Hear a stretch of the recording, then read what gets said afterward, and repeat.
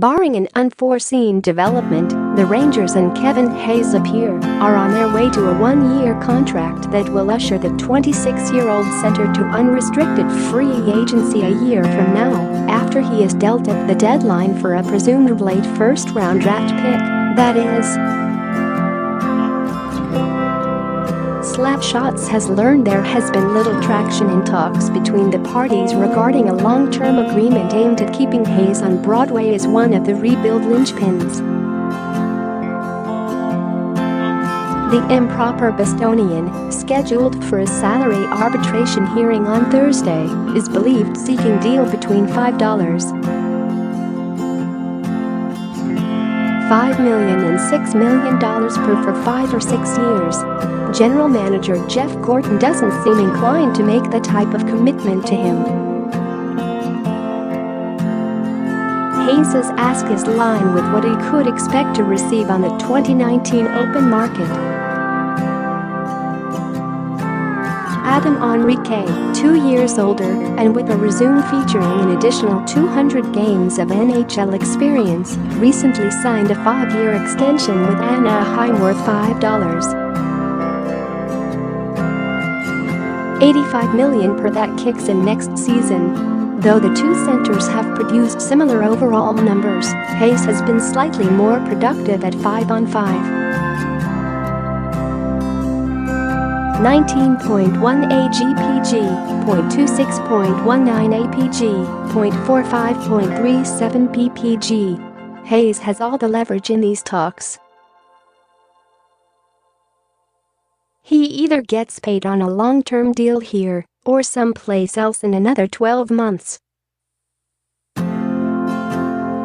Though the Rangers have a history of signing bridge contracts to forwards who file for arbitration, none who have come before, including Ryan Callahan, Brandon Dubinsky, Kreider, Mika Zuccarello, J.T.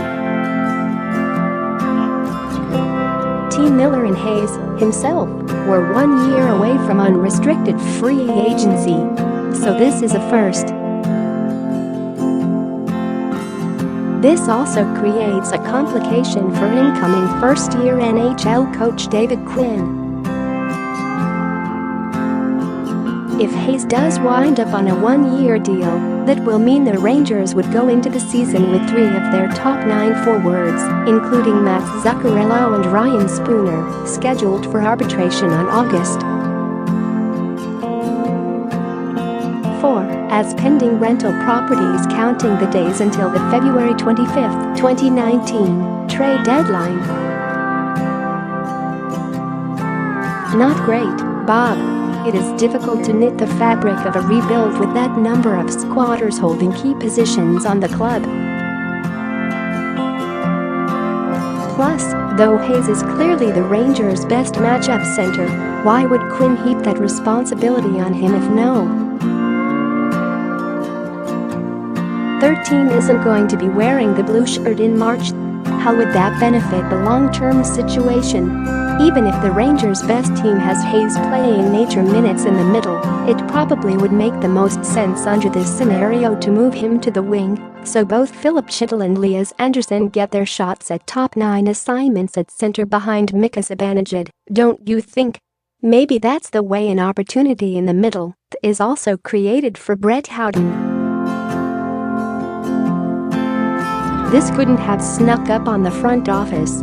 The approximate price point for a long-term contract has been established for weeks. Once Gorton was unable to deal Hayes or Zibanejad by the end of June, the GM must have been able to see this coming. Honestly, another selection in the presumed 24-31 range gained in exchange for Hayes doesn't seem to represent much of an acceleration of the rebuild. Regardless, this is where we, and the Rangers, stand. The clock is already ticking on the trade deadline. With the Garden shaping up as an upscale halfway house. Saturday signing of Brady Skjei to a fair market 6-year deal worth $5. $25 million per was an important one for the Rangers, who have a history of going long-term on second contracts for defensemen, e.g. Ryan McDonagh and Mark Stahl. See also Rangers secure a piece of their foundation with long-term deal. The Rangers had identified Brady Skjei as a key piece. The 24-year-old had a step-back sophomore season marked by faulty decision-making and underwhelming defensive zone play following his NHL All-Rookie 2016-17 campaign, but much of that was influenced by the chaos surrounding him. Not only did the system collapse, but the lefty had 8 partners with whom he played for at least 5 games apiece. Stability was not a hallmark of the 2017-18 Rangers. Skjei has the skating ability and offensive instincts to be a top-4 fixture for Quinn, even as his net front play and coverage awareness needs sharpening. It is likely Skjei will get top-pair minutes this season, perhaps paired with Kevin Shattenkirk. The Rangers can envision a long-term left side consisting of Skjei and 2018 deadline acquisitions Libor Hajek and Ryan Lindgren. Skjei, who had filed for salary arbitration scheduled to Tuesday, was 3 years away from unrestricted eligibility, so the sides could have done a 2-year bridge deal with another crack at negotiating a long-term agreement in 2020.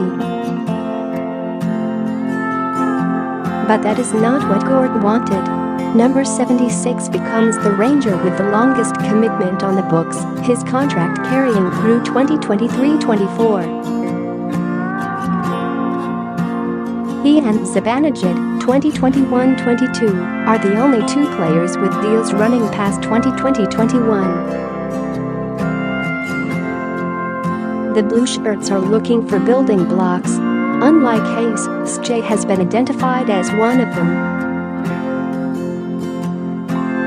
If you read Trevor Linden's departure from his post as Vancouver's president of hockey operations as an indication he and owner Francesco Aquilini did not share the same vision regarding the club's rebuild, you could not be more correct.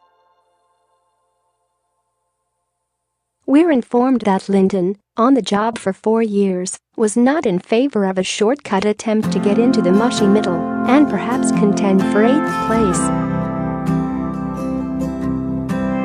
The owner, on the other hand, has his sights on a playoff gate receipts. Hence, the signings of veteran free agent bottom 6 forwards Jay Beagle and Antoine Roussel to twin 4-year, $12 million contracts, followed weeks later by the exit of Linden.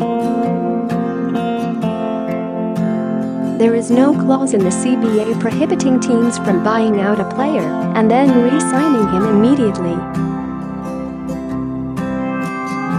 Nor is there one that forbids teams from trading a player then signing him as a free agent immediately in the wake of a buyout by the acquiring team. It seems like both issues should be addressed, but neither is.